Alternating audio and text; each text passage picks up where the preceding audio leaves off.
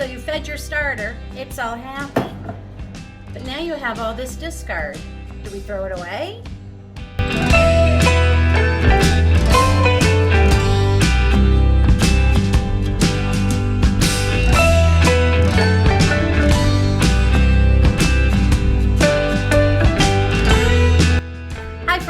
It's Lynn again from Bucket List Homestead, and I told you to be prepared for sourdough palooza because I've become obsessed with sourdough ever since it was successful for me. And I'll leave some of the videos here for when I did the sourdough. And I've been busy making a lot of things. I've made bread a couple of times, which I'm going to make later this week. I actually eventually put Phoenix, my sourdough starter, in the refrigerator this past week because I think the family was like, Mom, Lynn, enough of the sourdough for a while. So everything's been ate up, so now I can start making some more things again.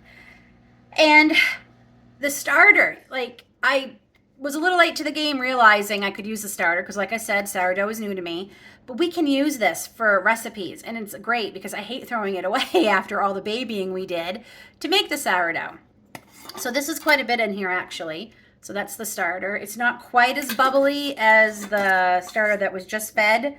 He was just fed this morning. I took him out of the refrigerator last night, let him get to room temperature, and I fed him this morning because I want to use him to make sourdough bread later. So we're going to set him aside. And I say him because his name is Phoenix, and for some reason that means him to me. We're going to use the sourdough starter to make one of my favorite things in the world. If I had to pick one treat that I love and I could have almost every day. And I mean, I'm a chocoholic, so this is saying something because this has no chocolate in it. It's scones. Can we just pause for a second? I love scones. I'm sure somewhere it's the Irish, Scottish heritage in my background, but I love them. They're so good, and I find they're not too sweet, which is really great, and there's nothing better than a scone with a cup of tea. Perfect. And I'm making one of my favorites today, lemon blueberry. But we're going to do lemon blueberry sourdough discard scones. So let's get to the ingredients. So, got to get my apron on because I am a messy baker. Messy bakers make the best bakers. And I'm going to put my hair up also, so I don't shed into the dough. So in this bowl, you're going to put your flour, your baking powder, your sugar, and if you're not using salted butter, salt. And then I just whisk that all together just to incorporate the ingredients and to get it ready for the butter. No, this is not cheese. This is actually shredded, very, very, very cold, actually a little bit frozen butter. And this is salted butter that I'm using. I find if you are doing any kind of pastries or anything where you need to have the butter incorporated, shred it. It is so much easier. Then in this bowl, I have my 1 large egg and 3 tablespoons of milk or cream, and 100 grams of my discard, sourdough discard, is going to be going into this bowl, and then I'm going to whisk it all up. And I forgot, you're going to need blueberries. Fresh or frozen, it doesn't matter. These obviously are frozen because these are the ones that we harvested last year. 1 heaping cup of blueberries. It's probably even a little more than a cup. It's definitely a heaping cup, so we're going to go with that. And I'm going to measure out 100 grams.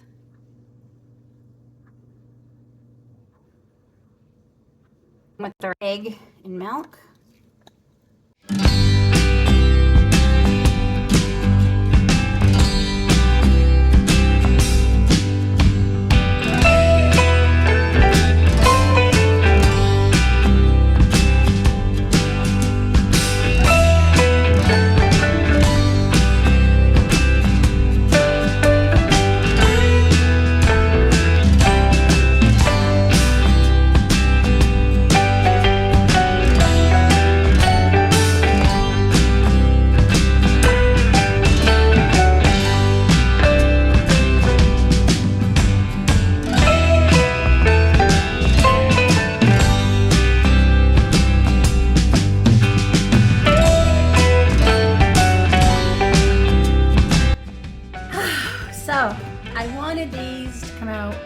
Looking so pretty and so wonderful like they usually do, and they didn't.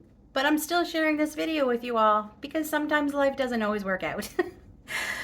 Baking doesn't always work out.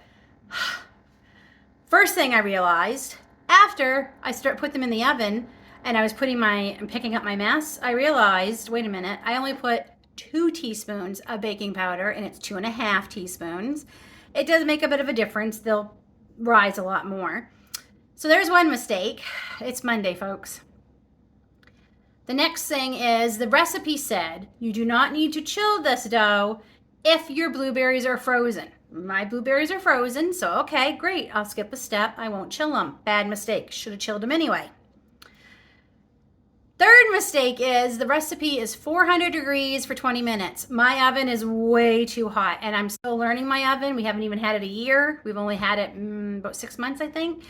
And I'm still learning that it is hot, and usually I got to adjust that for any new recipe I'm trying or any recipe I'm not sure about. I need to adjust it. So my scones burnt the first batch on the bottom because I cooked them like they said. They also spread. That's what they are. So I've cut them in half. We'll just, I tried just cutting off the bottoms, but as you can see, this is what you're left with. So that doesn't work. So we'll just eat the top. My plan was to send these into work with my husband, some of them, and I'll be making another batch. And there was one other thing. The recipe said this made 1, 2, 3, 4, 5, 6, 7, 8. Whoa, they're huge. Like I could have done 16. So, because this is more than this cut in half is a perfect little size with a cup of tea. Okay. So, these are the ones I did at a lower temperature for 18 minutes. Okay, and they still spread. I'm not even sure what they look like. But look at the bottoms. Those are much nice and brown, no black. Okay, so when I share the recipe with you down in the description box, I'm going to change. I've been making notes on my recipe pages. I'm going to share I'll share the original, and then I'll put in my notes what I changed from the original. But after all, it really is important what it tastes like. So we are going to make a glaze for these too, but first I'm just going to try them.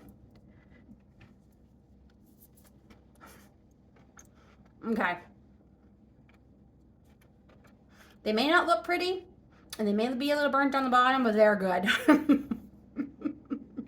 They are really good. Okay, glaze is simple.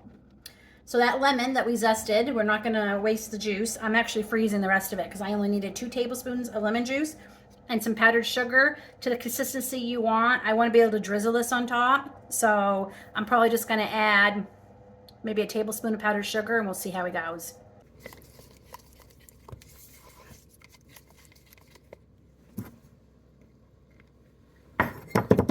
I love lemon. I love lemon. And I don't mind the sour. I think it might have been a little too sour for some of the family members, so I end up adding a little bit more powdered sugar. And then we're just going to literally